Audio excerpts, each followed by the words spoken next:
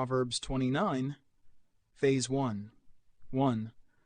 A person who remains stubborn after repeated correction will suddenly be broken beyond repair.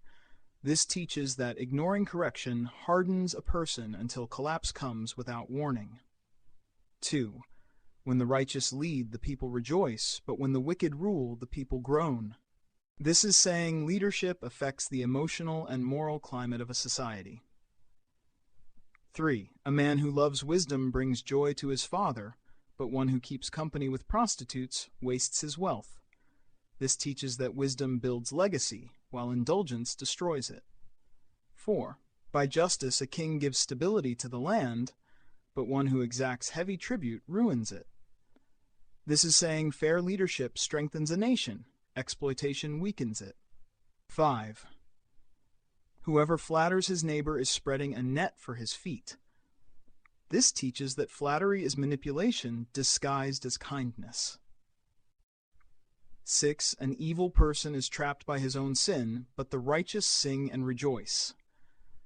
This is saying sin eventually imprisons, while righteousness produces freedom.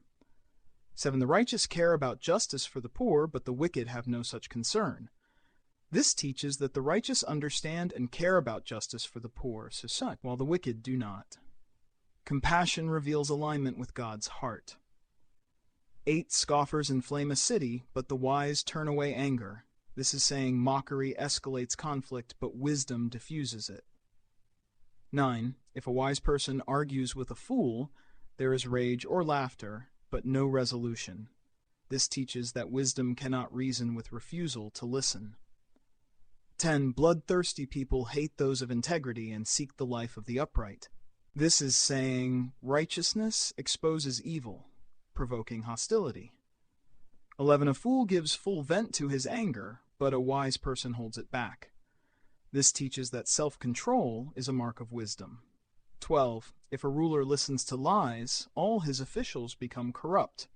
This is saying leadership tolerates what it hears, and corruption spreads downward. 13. The poor and the oppressor share this in common. The Lord gives light to the eyes of both. This teaches that God is sovereign over every human life, regardless of status. 14. If a king judges the poor with fairness, his throne will be established forever. This is saying justice toward the vulnerable secures authority. 15. The rod and correction impart wisdom, but a child left undisciplined brings shame to his mother. This teaches that loving correction forms character, neglect breeds disorder. 16. When the wicked increase, sin multiplies, but the righteous will see their downfall. This is saying evil may spread temporarily, but it is not permanent. 17. Discipline your child, and he will give you rest. He will bring delight to your soul. This teaches that disciplined love produces long-term peace. 18. Where there is no revelation, people cast off restraint, but blessed is the one who keeps the law. This is saying that without God's truth, chaos follows, but obedience brings stability. 19. A servant cannot be corrected by words alone. Though he understands, he will not respond. This teaches that some correction requires action, not explanation. 20. Do you see someone who speaks too quickly? There is more hope for a fool than for him. This is saying impulsive speech reveals deeper foolishness. 21. If a servant is pampered from youth, he will become arrogant in the end.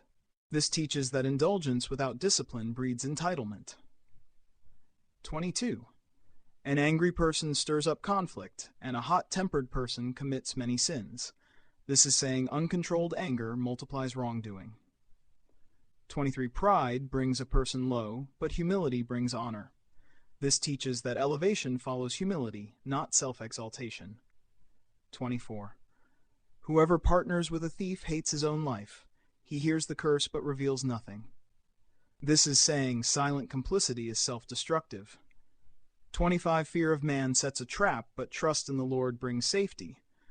This teaches that dependence on human approval enslaves, while trust in God protects. 26. Many seek an audience with a ruler, but justice comes from the Lord. This is saying ultimate authority belongs to God, not human power. 27. An unjust person is detestable to the righteous, and the upright are detestable to the wicked.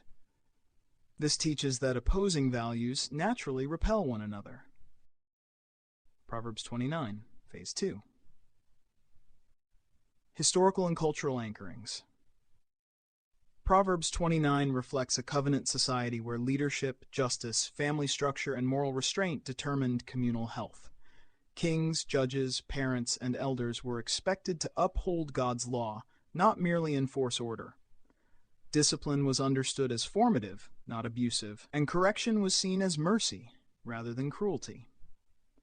In a culture without centralized enforcement as we know it today, moral clarity and self-restraint were essential for preventing social collapse. Modern application. In today's world, Proverbs 29 exposes how leadership, speech, and fear shape culture. Societies still rejoice or groan based on who holds influence. Flattery, impulsive speech, and unchecked anger remain accelerants of conflict. The absence of moral vision continues to produce chaos, whether in families, institutions, or nations. This chapter challenges modern readers to resist people-pleasing, embrace disciplined love, and anchor decisions in God's truth rather than public approval. Linguistic anchorings. The Hebrew language in Proverbs 29 uses strong verbs tied to restraint, correction, and revelation.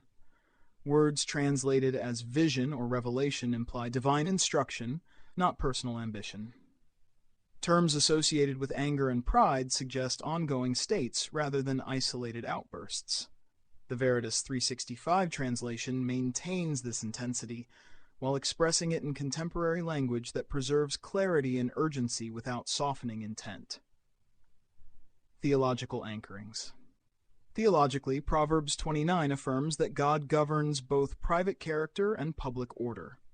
He opposes pride, rewards humility, and exposes injustice.